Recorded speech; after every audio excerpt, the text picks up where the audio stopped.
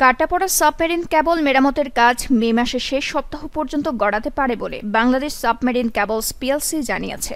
সাগরতলে কাটাপড়া submarine cable Simi wave 5 মেরামতের কাজ শেষ না হওয়ায় সারা দেশে গত 4 দিন ধরে ইন্টারনেটের ধীর গতির সমস্যায় ভুগতে হচ্ছে ব্যবহারকারীদের। কেবলটি মেরামতের কাজ শেষ হতে মে মাসের শেষ সপ্তাহ পর্যন্ত গড়াতে পারে বলে জানিয়েছে বাংলাদেশ সাবমেরিন কেবলস পিএলসি।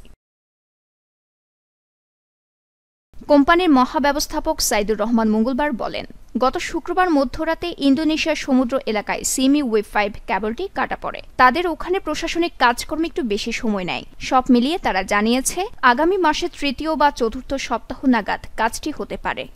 শনিবার বিএসসিপিএলসির এক সংবাদ বিজ্ঞপ্তিতে বলা হয়, শুক্রবার রাত 12টায় দ্বিতীয় সাবমেরিন কেবলটি সিঙ্গাপুর থেকে 440 কিলোমিটার পশ্চিম প্রান্তে আকস্মিকভাবে বিচ্ছিন্ন হয়ে যায়। ওই কেবলের মাধ্যমে কুয়াকাটা সিঙ্গাপুর অভিমুখী সকল ট্রাফিক বর্তমানে বন্ধ আছে। সিমি ওয়েভ 5 কনসোর্টিয়ামের মাধ্যমে কেবলটি মেরামত করে দ্রুত পুনঃসংযোগের ব্যবস্থা গ্রহণ করা হচ্ছে। উল্লেখ করা যেতে পারে, সারা দেশে ইন্টারনেটের ব্যান্ডউইথ আসে মূলত গভীর সমুদ্রের মধ্য দিয়ে আসা দুটো সাবমেরিন কেবলের মাধ্যমে।